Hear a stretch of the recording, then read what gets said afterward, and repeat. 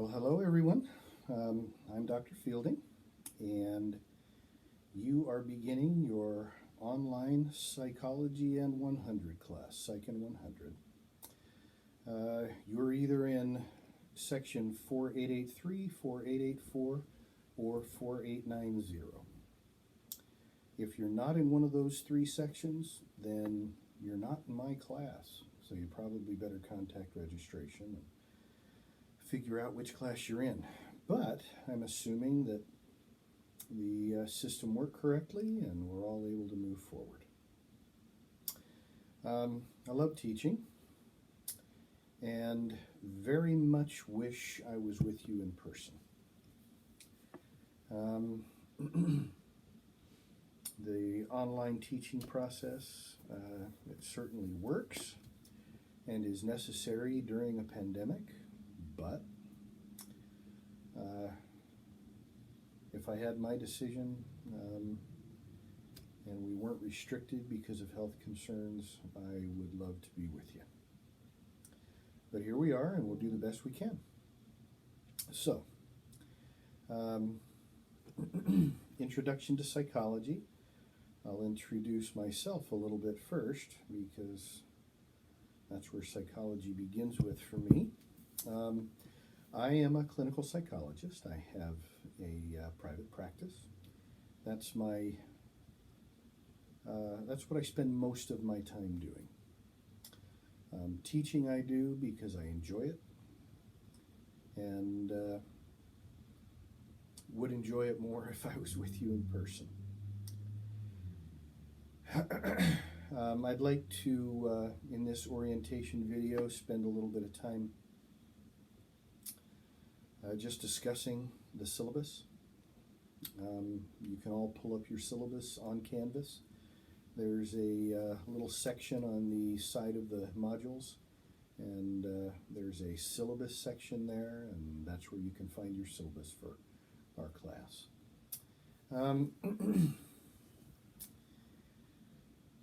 Let's talk a little bit about the syllabus itself. So, years ago, I used to have a 2-page syllabus. It had everything on it that it needed, but the powers that be require us to add a whole bunch of other stuff, and some of it's quite helpful, but some of it's just fluff. So hopefully we can get through the fluff and talk about the things that are specifically important. So, the information at the top of the syllabus you already know. The sections that it's fall quarter, my off-campus address, and my Clark email are available to you. There's also a phone number. That phone number is probably not the best way to get a hold of me. The best way to get a hold of me is through email, and I check my email frequently throughout the day. If you believe you're in an emergency and you need to communicate with me, I certainly understand that. I may not communicate with you until the next day, simply because I'm with patients, and I may not see your concern as much of an emergency as you might think it is, but I will certainly get back to you as quickly as I can. The first paragraph there, this syllabus contains very important information. That's fluff. Course materials, that's important. The required textbook is Themes and Variations. It's a good textbook. You can certainly buy one at the bookstore, and you can certainly buy it new. But I would recommend that you not buy it new. I would recommend that you purchase it maybe used or on Amazon or something along those lines. You can get it a whole lot less expensive there than you can get it in the college bookstore. But the next paragraph, course description, that's kind of fluff too. Just says you need to do things at a college level. Further down, there's some important things: course policies, assignments, and expectations. Exams. As you'll see further down in the syllabus, you will have an exam for 9 chapters. Now, we're going to cover 11 chapters, but 2 of those chapters you will not have a quiz. The other chapters, you will complete a quiz for each chapter, and there will also be a comprehensive final exam. The other two chapters, which will not have quizzes associated with them, still have a writing assignment and discussion posts and such. But those are the exams. Each chapter that we, of those 9 chapters, will have the exam. And the number of points associated with each quiz and the final exam are delineated for you in the syllabus. You will have a class project. You will either write a basic research paper where you research a topic and then tell me all about it, or you'll do a case study, and we'll discuss that after a bit when we get to the end of the syllabus and talk about the class project. The class project is equal to your final exam in points. Class assignments and discussions, I already mentioned there will be 11 discussion posts over the 11-week quarter, and there will be 11 one-page writing assignments over the course of the quarter. Topics and due dates can be found on Canvas associated with each chapter and each module. You have the opportunity to earn some extra credit. The extra credit, if you choose to do any of them, you'll need to email those to me at the end of the quarter. There is a book that you can read. It's an amazing book. It's called Man's Search for Meaning by Viktor Frankl. It's not a long book, but it's an amazing treatise on survival and suffering and the worth of that. In addition to that, you can watch 3 different movies and get extra credit points for each movie that you watch. And those are As Good as It Gets, Rain Man, and A Beautiful Mind. And I would ask you to re-watch the movie during the quarter to get those extra credit points. The total number of extra credit points that you can get is 70 extra credit points, which is almost worth 4 quizzes. So it certainly would be worth your time. A little bit further down on the syllabus, it talks about academic honesty, and, don't cheat. Just do the work.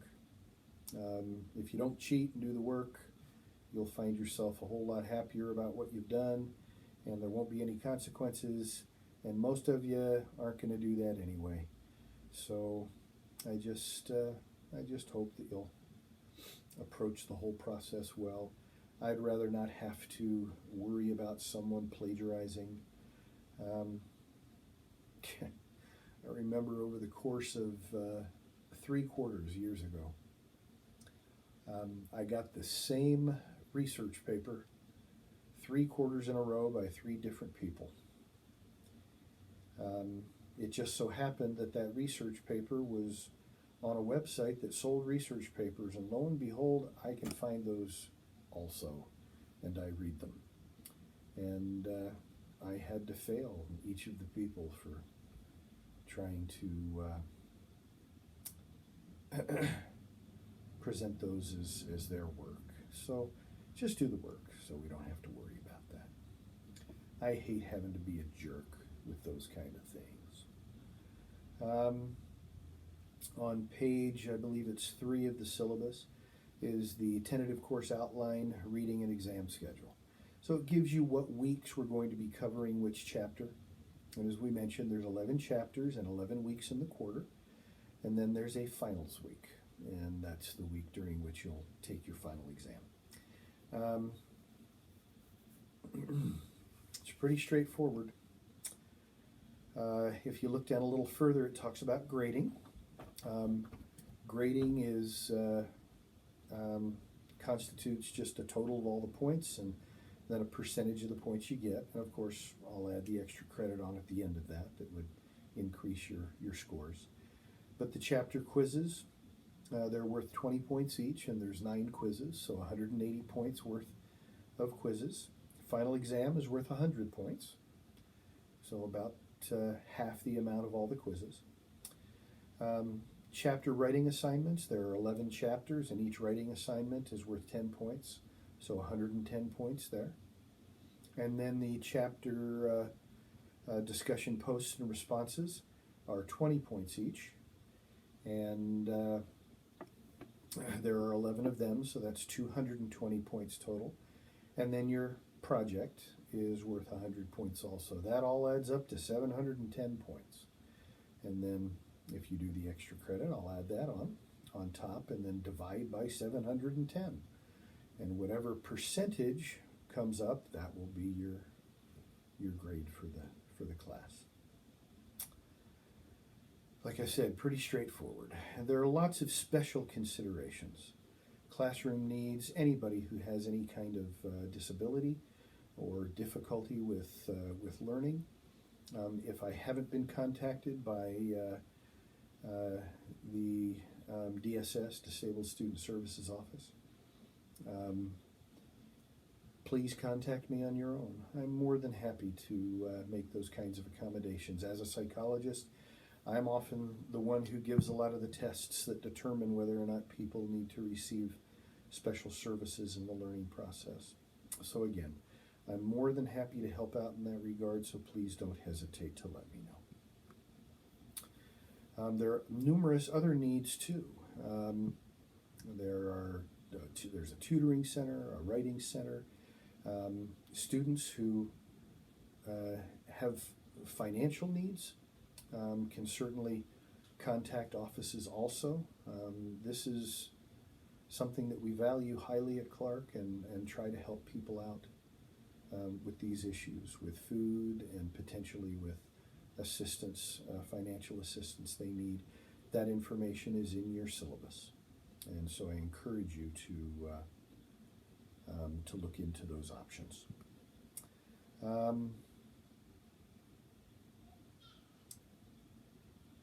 Communication with me. Like I said, the best way to do that's email. If you need, I'm happy to chat with you. But you may have to wait till after hours for me to do that. I do have a private practice, and sometimes I just can't get back to you immediately. Now, your class project. This is the only thing that is a little bit ambiguous, and so an entire page of the syllabus is dedicated to your class project. You need to write a paper. You will either write a basic research paper, which simply means you choose a topic in psychology, you research that topic out, and then you write a paper about the topic and let me know all about it. Now, there are some requirements in this process, and I'll go through what those requirements are. Your second option is a case study. This is a circumstance in which someone in your life, could even be you, has a psychological disorder, and you are going to do a paper on that person. So, let's talk about and explain how to go about doing it. Now, I really need you, if you get toward the end of the quarter and you're feeling a little pressured to know how to do your paper, please come back to this video or go to the syllabus and look up what you need to do. It's pretty well explained here. So, if you're going to do a research paper, again, you're going to choose a topic, and then you are going to research information about the topic from scholarly references, and then you're going to write a paper about it in APA writing style. That's American Psychological Association writing style, and you'll probably have to look up what that writing style is. So, the research paper, 5 to 8 typed double-spaced pages of text. That means font 12 and 1-inch margins. Now, when I say 5 to 8 pages, that means of text, of content. That doesn't include your cover page, that doesn't include your reference page, that doesn't include your abstract page. All of those are separate. In the middle of your writing, sandwiched in the middle, will be 5 to 8 pages. Again, it has to be written in American Psychological Association writing style. That means it has to have an appropriate title page, as APA dictates, an abstract page, a reference page at the end. It also has to have in-body citations done according to APA style, and it has to have, the pages have to have headers, and etc. Like I said, you'll need to research APA writing style if you don't know it. Honestly, it's one of the easiest writing styles to conform your writing to. Number 3 under the research paper on your syllabus is that you have to provide a minimum of 5 scholarly references. Now, I'll start by telling you what a scholarly reference is not. A scholarly reference is not People magazine. A scholarly reference is not Time magazine or Newsweek. A scholarly reference is not a web page. A scholarly reference is absolutely not a website. Okay?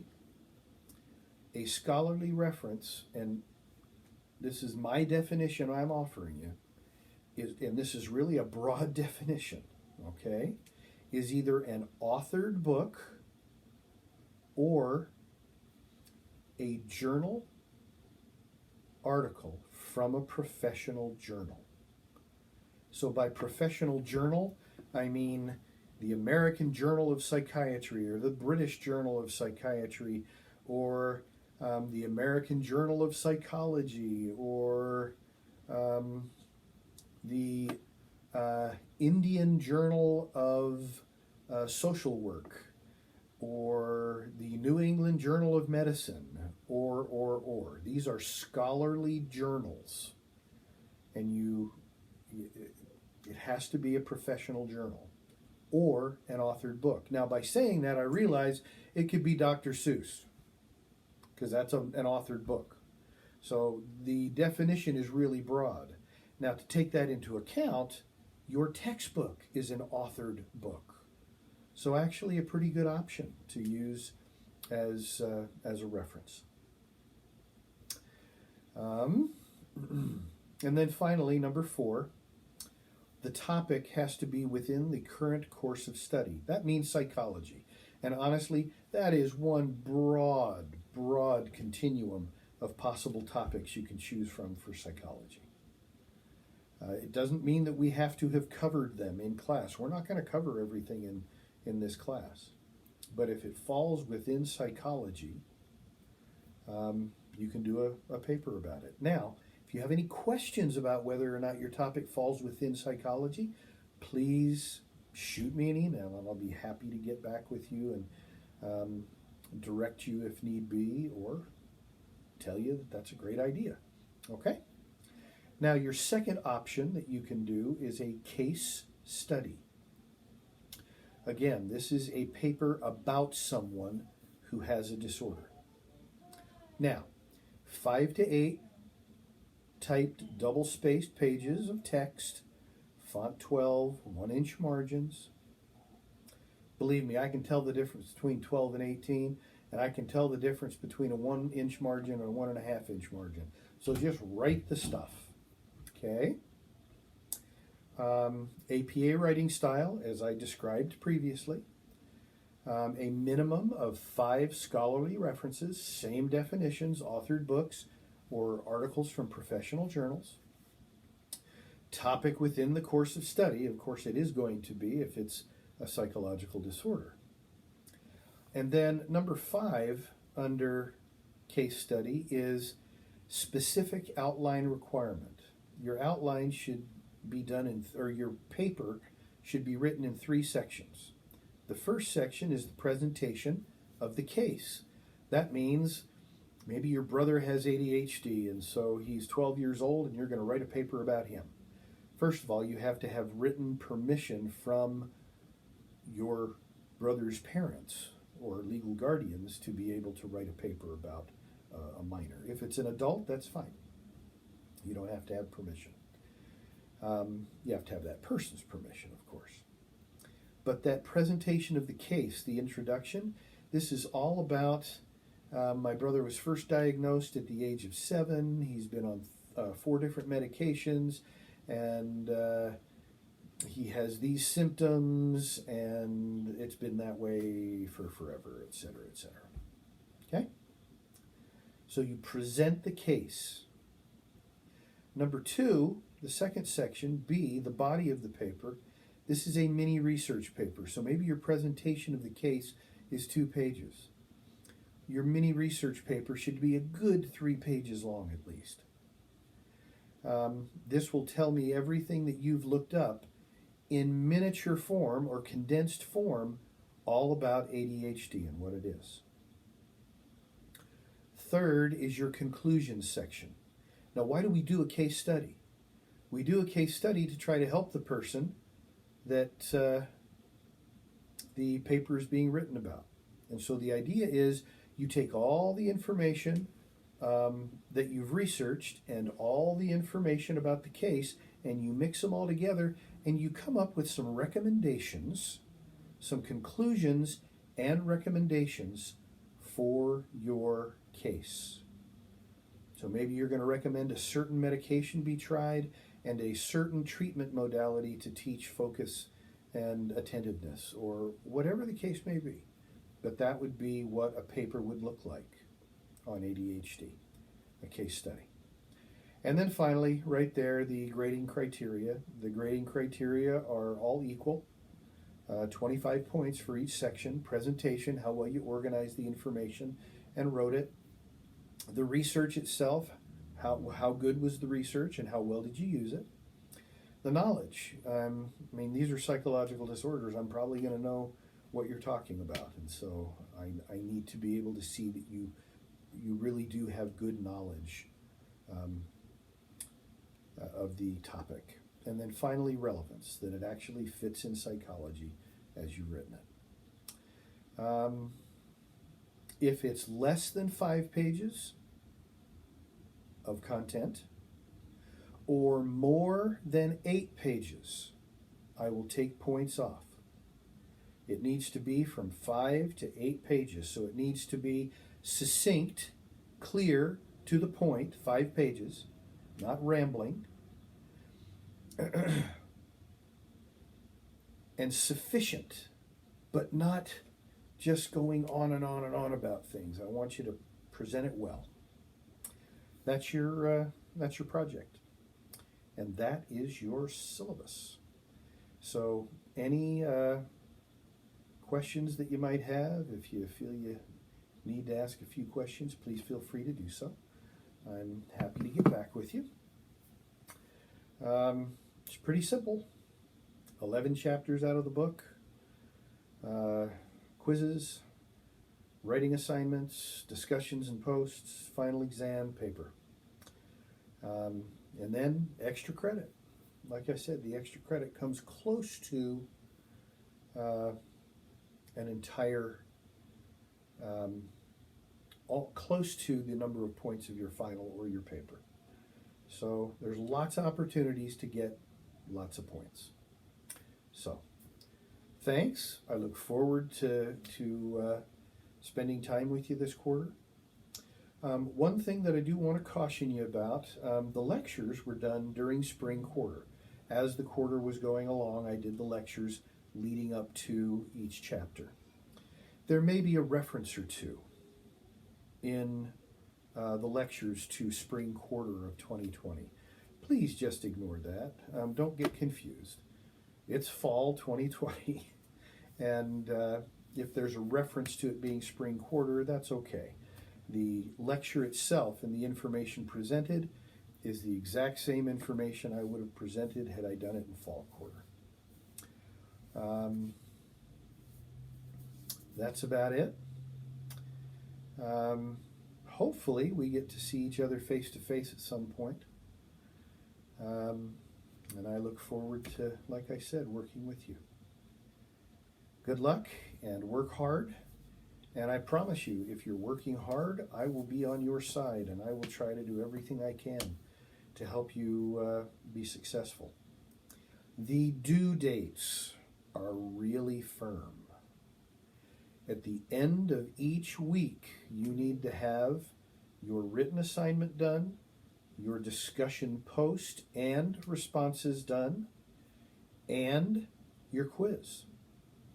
You need to really stay in control of all this. You need to manage it well.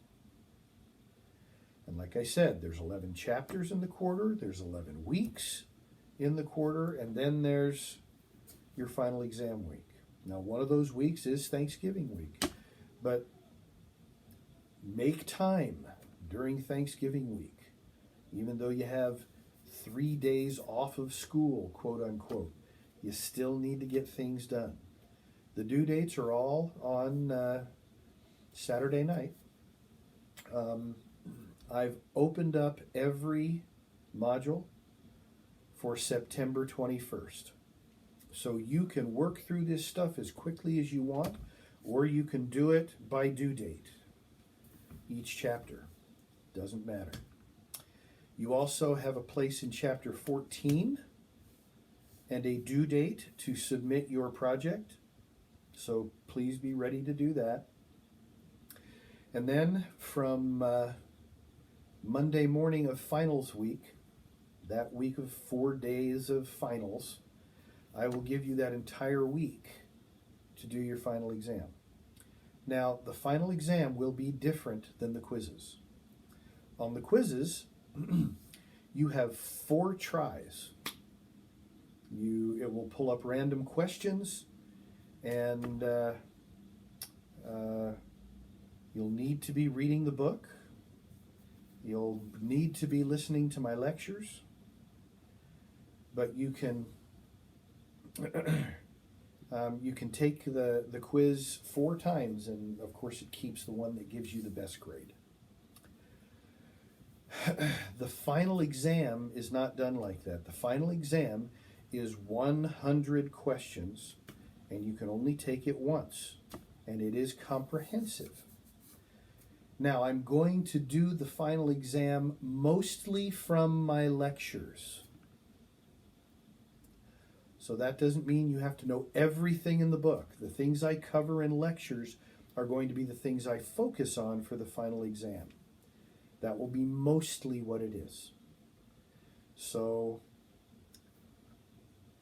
listening to my lectures, taking good notes, making sure you have the information presented in my lectures is a really good idea, especially planning for the final exam. Now, each chapter writing and your responses will be an awful lot from the lectures too. Not completely, but you'll need to have listened to the lectures to be able to do well on the chapter writing assignments and on the discussion posts and responses. So, that's it. Don't have anything else to tell you. I do have my broken husky here. Avery, come here, baby. Come here. I'm down at my office right now. I'll let everybody say hi to Avery, my broken husky. Avery, say hi to everybody. Say hi. Huh? There we go. Avery. Avery. Yeah, I know. You want to go home. I want to go home too. We'll see y'all later. Bye-bye now.